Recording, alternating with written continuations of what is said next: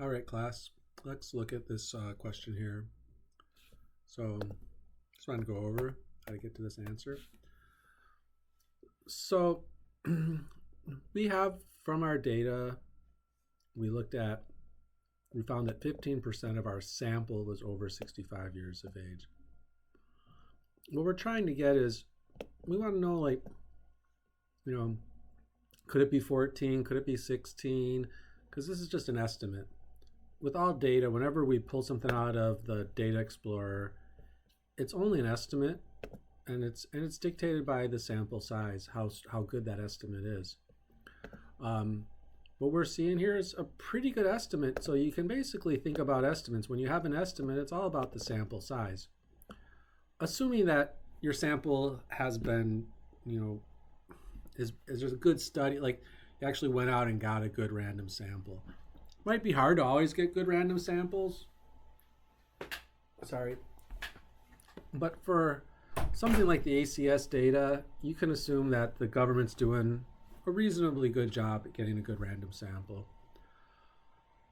So we just want to know, like, what's the confidence interval? The confidence interval is just, it gives you kind of like a little bit of like a window into like how accurate that number is, 15. Could it be 10 or 20? Could it be like, 13 to 17? Because we only got an estimate. We want to be able to not just tell the audience what our estimate was, what our sample came out to be, but also how much error there could possibly be in that. How much off could we be? And it's nice to give an interval where we think that the true proportion of residents over 65 in Alameda and Santa Clara County is a certain amount.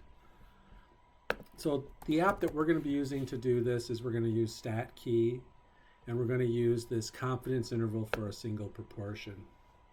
The way to use this app is just go into edit your data, and you're going to enter in the count and the sample size. So here I have this opportunity. I'm going to come over here, and I'm going to say, okay, this was my sample size. I'm going to enter that in, and here's my count, and I'm going to enter that in. So I have this in here, that's 15%. And then what we do is we're going to generate bootstrap samples. So bootstrap sample, this would be almost impossible to do without computers. It's amazing computers do this as fast. But basically we're doing, you just imagine you got 37,000 marbles in a jar, 5,724 of them are these people that are over 65. So could say all the marbles are white, and then like 5,724 are black. We're going to shake up this big marble jar, pull a marble out, record if it's white or black, put it back in, shake it back up, and repeat that process 37,784 times. So every time you do that, this is one repetition. So this, I did it once, I got 15%. Looks like probably it's a little less than 15%, but we do it again. Here we got, 14.8. We do it again, we got 14.9. We do it again, 14.9. We've got 151. So you're seeing, in general, when we redo this, when we do bootstrap this, our estimates are not getting off by a lot, because it's 15% or it's 14.8 or it's 15.1. I mean, all these we would round to 15. But instead of just doing 1, 1, 1, 1, 1 and seeing what that is, you can actually ask, do 100, do 1,000. So we'd like to do as many as we can. Depending on your computer, its speed. My computer is pretty fast, so it's relatively easy for me to just hit the button 10 times and get, about 12,000 bootstrap samples. You're going to see you get sort of a distribution. It has a little bit of like noise. This noise is just kind of how the numbers are being rounded to be put into these bins. Don't get too concerned about the noise here. You're looking at over the general shape. The shape should smooth out as we do more and more, but you don't need to do like 20,000. That's not needed. I think once you get past like 5,000 or 6,000, you're in pretty good shape. The only thing is, as you do more and more samples, your results will be similar to your neighbors. The fewer samples you do, you might not see your results being exactly like your neighbors. But once we do a bunch of samples, then all we do is we click the two-tail button. What the two-tail button does is it calculates kind of like a lower bound and an upper bound for your estimate. So we found that when we did the bootstrapping, 2.5% of my samples were less than 14.7, and 2.5% of my bootstrap samples were greater than 15.4. But 95%, this is like the middle 95%. So 95% of the time when we bootstrapped, we weren't that much higher or that much lower. We were like close to 14.7 and all the way up to 15.4. Notice there's a little bit of asymmetry here. This is only like 3 decimal points, and this is like 4 decimal points. This is 0.4, and this is 0.3. There always will be something like that if your percent is not exactly like at 50%. This is 15. 15% is pretty low, so it ends up it can't really get too much lower. So you get this asymmetry where it's a little bit wider on the right side than it is on the left side. That's just kind of the nature of things. So that means like the margin of error could be +4 or it could be -3, -0.3 or +4%. This is how we do this. It just means that even though we got a sample of 15%, there is some uncertainty here, but the uncertainty is very small. It means maybe potentially the percentage of people over 65 could be as high as 15.4, and it could be as low as 14.7.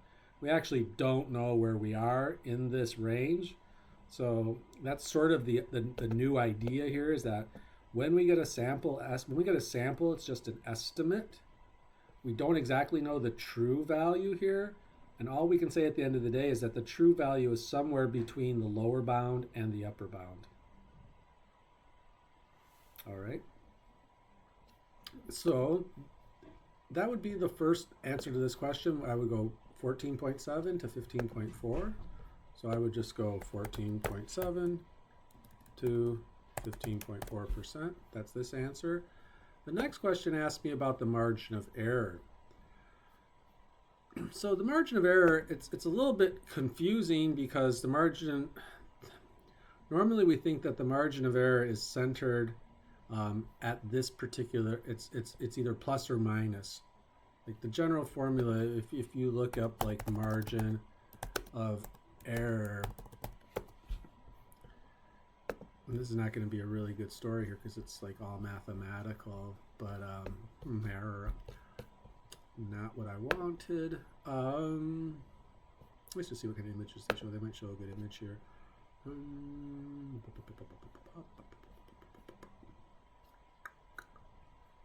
None of these are very good for what we're trying to do here. It's all a lot. It's a lot of mess.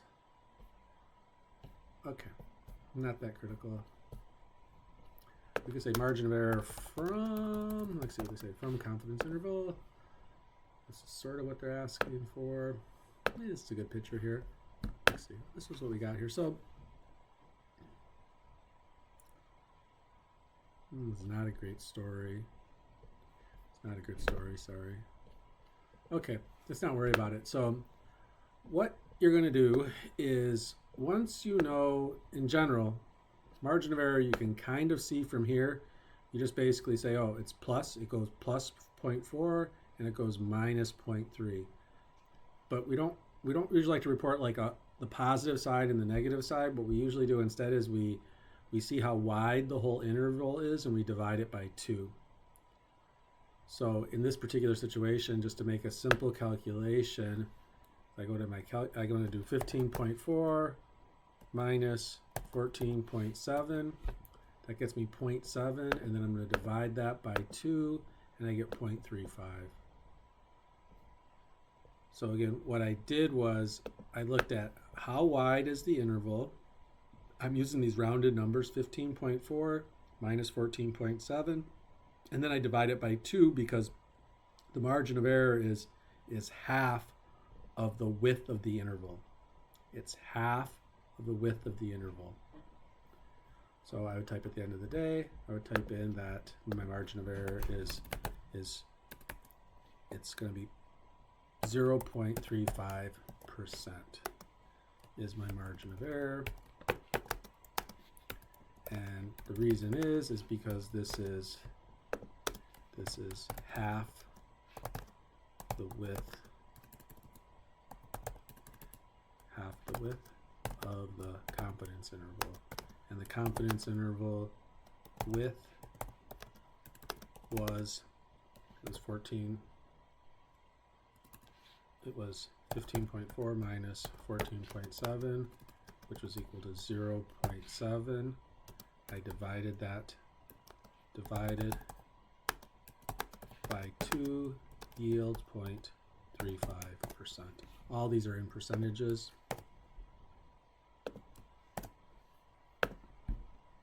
That's my work. Okay, I hope that helps you on this problem.